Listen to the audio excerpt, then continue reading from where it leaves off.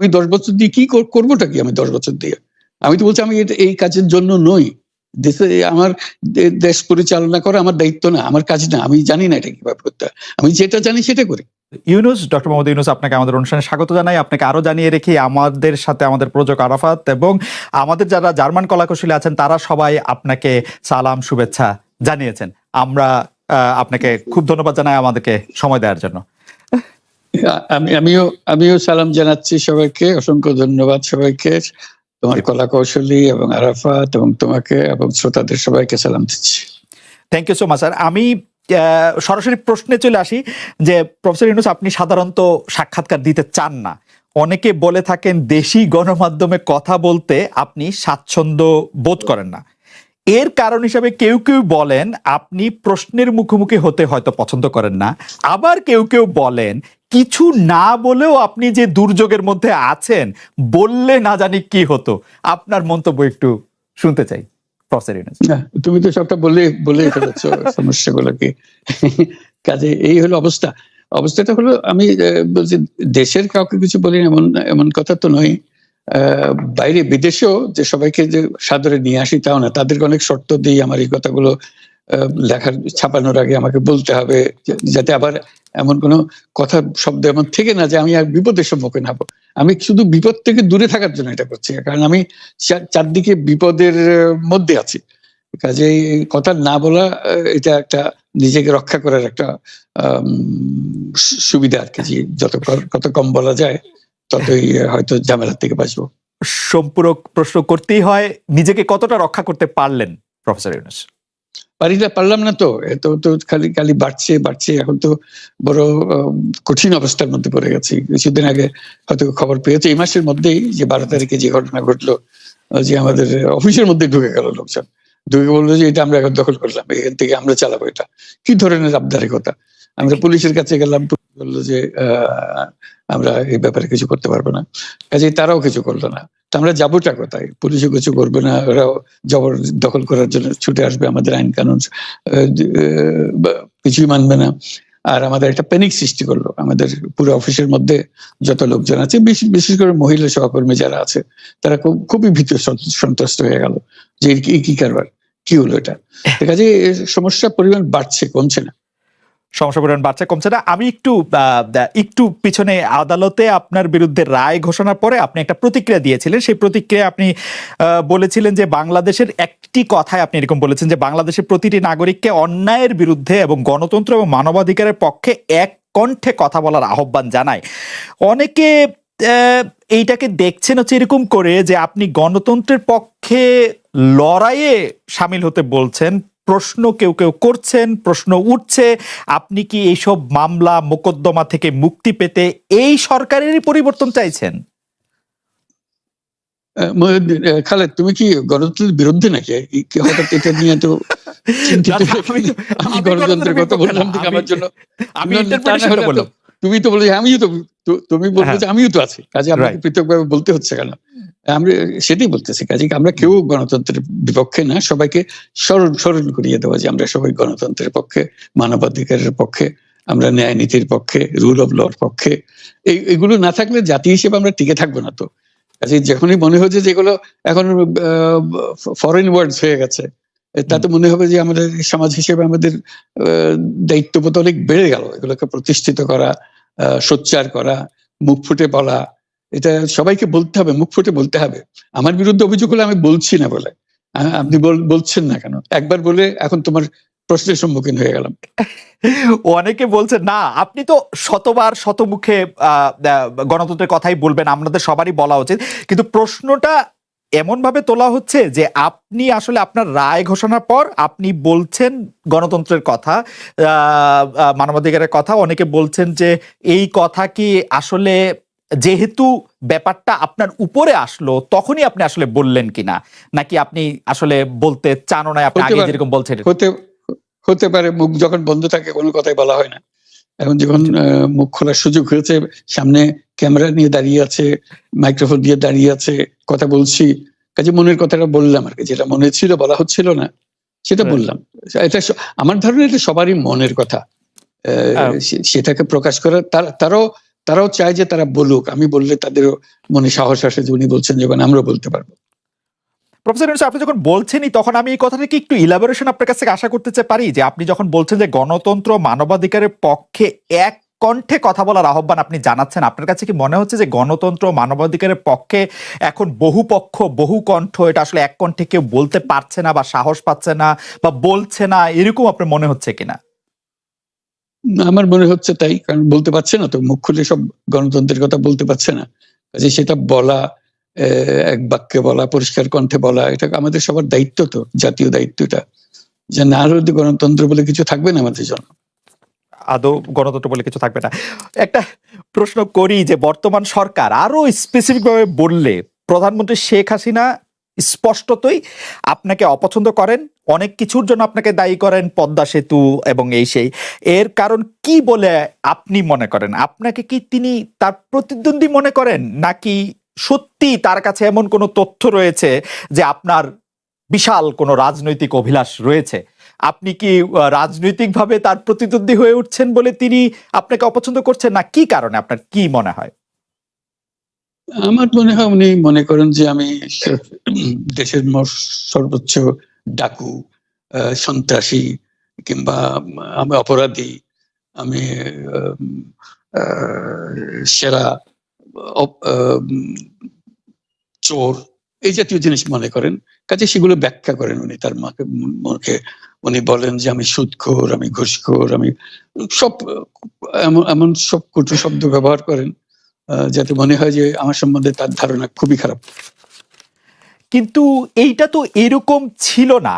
আমরা দেখেছি যে 96 থেকে 2001 সাল পর্যন্ত নানাভাবে এই সরকারি বা আওয়ামী লীগ সরকারি আপনার সাথে, বা আপনি আওয়ামী লীগ সরকারের সাথে একসাথে কাজ করতে কোনো সমস্যা হয়নি। আপনি এইটার জায়গাটাকে একটু, ব্যাকগ্রাউন্ডটাকে আমাদের একটু বলা যাবে, যে আপনার কাছে কি মনে হয় কেন এই শত্রুতার বা কেন এই অপছন্দের বিষয়টা একটু সৃষ্টি হলো বা তৈরি হলো? যেই হোক, এটা আমার তরফ থেকে হয়নি, আমি তাকে যথাযথ শ্রদ্ধা করে নিয়ে গেছিলাম আমাদের মাইক্রো ক্রেডিট সামিটে ওয়াশিংটন ডিসিতে। আমাদের প্রধান অতিথি করে নিয়ে গেছি, সবাই সম্মান করেছে, কারণ এই মাইক্রো ক্রেডিটটা তখন পৃথিবীর সামনে আসছে, বড় আকারে আসছে, এবং এটা বাংলাদেশের অবদান হিসেবে সবাই স্বীকৃতি দিচ্ছে। ওয়াশিংটনে দুনিয়ার সেরা যারা সবাই উপস্থিত ছিলেন, তার মধ্যে আমরা ওনাকে নিয়ে গেছিলাম এই জন্য যে বাংলাদেশের পক্ষ থেকে এই গৌরবটা যেন তিনি আমাদের পক্ষ হয়ে গ্রহণ করেন। উনিও রাজি হয়েছেন, উনিও গেছেন, করেছেন। কাজে এটা স্বাভাবিকভাবে এই সম্পর্ক থেকে যাওয়ার কথা ছিল, কিন্তু কি কারণে এটা ঘাটতি হতে আরম্ভ করলো বুঝতে পারলাম না। কিছুদিন পর থেকেই ওনার আচরণ এবং তার শব্দ পরিবর্তন হতে আরম্ভ করলো। এমন পরিবর্তন হলো, এখন আমাকে চোট বদমাইশ ছাড়া আর কোনো বিষয় উনি মনে করেন বলে মনে হয় না আমার কাছে। আসলে এটা নিয়ে কথা বলাটা একটু বিব্রতকরই, কিন্তু কেউ কেউ এটা বলে থাকেন যে বিশেষ করে যে 2007 সালে যে 111 সরকার আমরা যাকে বলি, তাদের যে বিরাজনীতিকরণের একটি চেষ্টা, সেই চেষ্টার মধ্যে আপনার অংশগ্রহণ আছে কিনা। যদিও বারবার বলা হয় যে আপনি আসলে সেই ক্ষমতাটা দখল করতে চেয়েছিলেন, অথচ আমরা উল্টা শুনেছি, আপনার মুখেও শুনেছি, যারা ওই সময় কুশলভ ছিলেন তাদের মুখেও শুনেছি যে আপনাকে আসলে অফার করা হলো, আপনি সেটি ফিরিয়ে দিয়েছিলেন।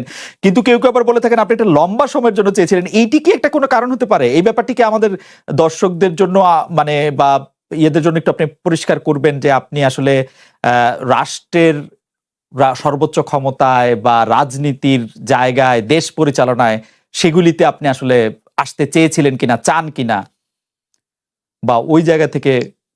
যদি চাইতাম, খালেদ, যদি চাইতাম, তখন যখন মিলিটারি আমার বাসায় এসে বসে রইল সারা রাত আমাকে রাজি করানোর জন্য, আমি তো লুফে নিতাম। রাজি করানোর জন্য বসে থাকতে হবে কেন? আমি যদি ক্ষমতায় চাইতাম, বলে আর চলেন চলেন, কি করতে, কি কোন জামাটা পড়তে হবে দেখিয়ে দেন, এখনই যাচ্ছি। আমি তো সেটা করিনি, তাদের সঙ্গে তর্ক করেছি, সারা রাত ধরে তর্ক করেছে যে না ভাই, আমাকে দিয়েন না, আমি এই কাজের উপযুক্ত না, আপনারা অন্য লোক খোঁজেন। তারা আমার উপরে মন ঠিক করে ফেলেছে আমাকে নিতে হবে। আমি বারে বারে বলতেছি তাদেরকে, তারা নিরাশ হয়ে ফিরে গেল, বললো যে সকালবেলায় আবার আসবো, সকালবেলায় আসলে তখন আপনি আমাদেরকে বলেন যে রাজি আছেন। আমি বললাম না, সকালবেলা আসলে একই কথা পাবেন, কারণ আমি তো এটা এমন কিছু না যে মনের মধ্যে সন্দেহ রেখে, দ্বন্দ্ব রেখে আপনাদেরকে বলছি, অত্যন্ত পরিষ্কার ভাবে আপনাদের কাছে বলছি। ঠিক আছে, তা না হলে তো আমি সঙ্গে সঙ্গে রাজি হয়ে যেতাম।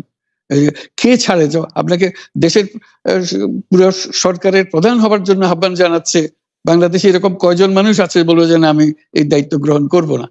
আমি তো করলাম সেটা, এখন আমার নামে বলা হচ্ছে 10 বছর চেয়ে। আমি বছর নিয়ে প্রশ্নই উঠে না। প্রশ্ন হচ্ছে আগামীকাল সকালবেলা আপনি শপথ গ্রহণ করবেন, এই কথা। আমি বলছি না, করবো না। তারপরে এরপরে তো কয় বছর কয় কাণ্ড। আমি 10 বছর দিয়ে কি করবোটা কি? আমি 10 বছর দিয়ে, আমি তো বলছি আমি এই কাজের জন্য নই। দেশে আমার দেশ পরিচালনা করা আমার দায়িত্ব না, আমার কাজ না। আমি জানি না এটা কিভাবে করতে হয়। আমি যেটা জানি সেটা করি। Make sense. আপনার মেয়ে মনিকা ইউনুস সম্প্রতি একটি সাক্ষাৎকার দিয়েছেন সিএনএন এ। সেখানে আমি তাকে একটু যদি অনুবাদ করি তাহলে সেরকম পড়তে পারবো, যে আমি তাকে উদ্ধৃত করছি যে কোনো এক সময় প্রধানমন্ত্রী শেখ হাসিনা ও ডক্টর ইউনুস একসঙ্গে কাজ করেছেন। আমি আশা করি সেই সময়টা আবার ফিরে আসুক, শুধু গ্রামীণ কিংবা সংশ্লিষ্ট সব প্রতিষ্ঠানগুলোর ভালোর জন্যই নয়। যদি তারা আবারও একসঙ্গে কাজ করেন তাহলে সেটা চমৎকার হবে। এই মনিকা ইউনুসের এই আশা কি আপনারও মানে একই রকম আশা কিনা, যে প্রধানমন্ত্রী শেখ হাসিনা এবং ডক্টর ইউনুস একসঙ্গে কাজ করলে আরো কিছু চমৎকার কাজ হবে, বা এটা আপনি আশা করছেন এরকম কি? এটা কি এখন আমার জন্য করা যাচ্ছে না যে আমি নারাজ, যে করতে চাই না? তুমি ভাবখানা এমন করছো না আমি আপত্তি করছি, আমি কাজ করতে চাই না। আমাকে যে বললাম চোর বদমাইশ করে রেখেছে, সেখানে কাজ করার তো কথাই উঠছে না। আমার নাম উঠলেই ওনার রাগ উঠে যায়। আমাকে সুদখোর না বললে ওনার মন তৃপ্ত হয় না। আমাকে চুবিয়ে না ডুবালে, পদ্মা নদীতে আমাকে চুবিয়ে না ডুবালে ওনার মনে শান্তি আসে না। ঠিক আছে, এখন আমি কি করে বলবো? ওনাকে বলতে তো হবে, ওনাকে যদি কিছু বলতে হয়। পদ্মা নদীর কথাটা যখন উঠলই, পদ্মা ব্রিজ সম্পর্কে যে কথাটা সরকারের উচ্চ মহল থেকে এটা বলা হয় যে আপনি আপনার ক্ষমতা ব্যবহার করে বা আপনার পরিচিতি ব্যবহার করে বা আপনার যে একটা সাংঘাতিক রকমের গ্রহণযোগ্যতা সারা দুনিয়াতে আছে, যেটি আসলে ওয়ার্ল্ড ব্যাংক সহ অন্য জায়গায় আছে, সেটি দিয়ে আসলে আপনি পদ্মা সেতুটা বাংলাদেশ যাতে ঋণ না পায় সেটির জন্য আপনি চেষ্টা করেছেন। এই ব্যাপারটা নিয়ে কি আপনি একটু কিছু বলবেন, যে এটা আপনার বিরুদ্ধে একটা অভিযোগ? কি বলবো, এটা বলো, এটা হাস্যকর একটা কথা মুখ থেকে বলে ফেললো চোর ডাকাতের মতো, এটাও আরেকটা বলে ফেললো, এটাই সত্য হয়ে গেল। আমরা যে বারে বারে বিবৃতি দিলাম তখন এটা প্রশ্নই উঠে না। আমরা বাংলাদেশের নাগরিক হিসেবে আমরা গৌরবান্বিত যে এই পদ্মা সেতুর উপরে আমরা একটা সেতু বানাতে পারবো, এটার জন্য আমরা সবাই চাই। কাজে এটা তো বিরোধিতা করার তো প্রশ্নই উঠে না। কেন বিরোধিতা করবো? দেশে যে একটা বড় রকমের ঘটনা ঘটতে যাচ্ছে সেটা তো আমরা সবাই সমর্থন করেছি। তিনি বলেই চললেন। এখন একজনে বলতে থাকলে তো আমার করার কিছু তো নাই। উনি এত শক্তিধর যে এখানে আমার কথা তো কিছুই থাকে না। ওনার সব সরকারের যাবতীয় প্রচার যন্ত্র ওনার হাতে। আমার তো আমার গলার যত তীক্ষ্ণ। আপনি তো কথা বলেন না, বললে তো নিশ্চয়ই আপনার সাথে না। একটি প্রশ্ন আসছে যে পদ্মা সেতুর যখন উদ্বোধন করা হবে তখন কি আপনাকে নিমন্ত্রণ জানানো হয়েছিল, যে মানে রাষ্ট্রের পক্ষ থেকে এরকম বলা হয়েছিল যে আপনাকেও নিমন্ত্রণ জানানো হবে, বা আপনি মনে আছে কিনা? মনে পড়ে না এরকম করছে। আচ্ছা আচ্ছা, আমি একটু যে বিষয়টি নিয়ে আপনি আসলে শুরু করেছিলেন যে আপনার প্রতিষ্ঠান জবরদখল করা নিয়ে, সেই জায়গাটার মধ্যে একটু আসি। আমাদের যে আন্ডারস্ট্যান্ডিং, সেই আন্ডারস্ট্যান্ডিংটা হচ্ছে এরকম: আপনার হাত দিয়ে যখন গ্রামীণ টেলিকমের প্রতিষ্ঠা হয় তখন এর আয় থেকে আপনি গ্রামীণ ব্যাংকের সদস্যদের জন্য ব্যয় করার কথা বলেছিলেন বা ভেবেছিলেন। আপনি গ্রামীণ ব্যাংক থেকে চলে আসার সময় বা ওই আগে পরে আমরা দেখেছি যে সে আর্টিকেল অফ অ্যাসোসিয়েশনটা আসলে ওই একই রকম নাই, বদলানো হয়েছে। তো গ্রামীণ ব্যাংকের বা গ্রামীণ টেলিকমের এই বেনিফিশিয়ারি থেকে গ্রামীণ ব্যাংকের সদস্যদের আসলে বাদ কেন দেওয়া হয়েছে? মানে এইটার পিছনে কারণ কি? এখন গ্রামীণ টেলিকমের যে লভ্যাংশ তা কোন খাতে আসলে ব্যয় করা হয়, বা মানে যে আয়টা মুনাফা সেটি আসলে কিভাবে ব্যয় করা হয়? গ্রামীণ টেলিকম একটা স্বতন্ত্র প্রতিষ্ঠান। এটা কোম্পানিজ আইনের 28 সেকশন 28 দ্বারা সৃষ্ট। তার অর্থ হলো যে এটাকে আইনের ভাষায় বলে non dividend company, guaranteed by limited by guarantee. কাজে এটার কোনো মালিক নাই। কাজেই মালিক যেহেতু নাই, এটা তার নিজের নিয়মে যারা গ্যারান্টি দিয়েছে, যারা গ্যারান্টির পরিমাণও খুব সীমিত, লিমিটেড বাই গ্যারান্টি। এটা ১,০০০ টাকা। মানে যদি যত তোলপাড় হয়েও যায় কোম্পানিতে, বহু পাওনা থেকেও যায় লোকজনের, যারা এটার পরিচালনা পরিষদে আছে তাদের দায়িত্ব হবে ১,০০০ টাকা পর্যন্ত, এর দায়ী থাকবে ১,০০০ টাকা পর্যন্ত, এর বেশি তার দায়িত্ব থাকবে না। কাজে এত সহজ সরল একটা জিনিস। তো সেটাই হলো গ্রামীণ টেলিকম। গ্রামীণ টেলিকম তখন একবার বলেছিল যে তাদেরকে কিছু কিছু সহায়তা দেবে তারা উপায় অর্জনের কাছ থেকে। এটা তাদের নিজস্ব সিদ্ধান্ত, এটা কারো চাপারও সিদ্ধান্ত না।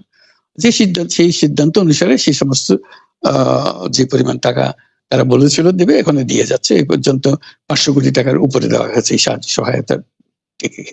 কাজে ওইটা যে আমরা বা গ্রামীণ টেলিকম এটার থেকে পৃথক হয়ে গেছে, তার যে কথা দিয়েছিল, কথা পুরো, এটা একটা কথা দিয়েছিল, এটা পূরণ করছে না, এটা আইনিগত কোনো বিষয় যে আইনি বাধ্য হতে আপনি দিতে বাধ্য হবেন, এরকম কিছু ছিল না। কাজে এই ধরনের বিষয়টা এই টেলিকমের বিষয়ে বলা। গ্রামীণ ব্যাংকের আপনি যখন মানে গ্রামীণ টেলিকমটা আপনি প্রতিষ্ঠা করেন, সেই সময়ে গ্রামীণ টেলিকমের সাথে গ্রামীণ ব্যাংকের সম্পর্কের যে বিধিমালা, সেই বিধি কি আপনি যখন চলে এসছেন গ্রামীণ ব্যাংক থেকে সেটি পরিবর্তন করা হয়েছিল? তো সেই পরিবর্তনটি মানে পরিবর্তনটির জায়গাটা যদি আমাদের একটু পরিষ্কার করতেন। পরিবর্তন ছিল যে আগে এটা নমিনেট করতে পারতো গ্রামীণ ব্যাংক, চেয়ারম্যান পদের জন্য একজন লোক নমিনেট করতে পারতো। আমরা যেহেতু গ্রামীণ ব্যাংক থেকে আমাদেরকে সরিয়ে দেওয়া হয়েছে, তখন আমরা মনে করলাম যে এটা রাখার আর দরকার নাই। গ্রামীণ টেলিকম থেকে সেই পদটা আমরা পরিষ্কার করে দিয়েছি, যেমন এটা আর দরকার নাই। এইটুকুই পরিবর্তন হয়েছে। এটা ন্যায়সঙ্গতভাবে পরিবর্তন করার ধারা অনুযায়ী যা যা করতে হয় সেটা করা হয়েছে। এতে তার ইচ্ছা বা তার কর্তব্য, তার করণীয় যে অবজেক্টিভস আছে, কোথাও পরিবর্তন হয় নাই। এই ক্ষেত্রে আমাদের এই বিষয়ে আর কি এইটাই আমাদের আরেকটা প্রশ্ন, সেটা হচ্ছে যে গ্রামীণ টেলিকম কি গ্রামীণ ফোন থেকে প্রায় ৩৭% লভ্যাংশ পায়, যে এবং যদি পায় ৩৪% লভ্যাংশ পায়, সেই ৩৪% লভ্যাংশের যে টাকাটা, সেই টাকাটা কোথায় বা কি উদ্দেশ্যে ব্যয় করা হয়? সেই সামাজিক ব্যবসায় যেটি আসলে আপনার প্যাটেন্ট করা সোশ্যাল বিজনেস, সেটির কাঠামোটা আসলে কি বা সেটি কিভাবে আপনি করেন? সামাজিক ব্যবসা হলো এমন একটা নতুন ধরনের ব্যবসার চিন্তা, যেটা আমরা প্রমোট করছি, আমরা নিজেরা প্র্যাকটিস করছি।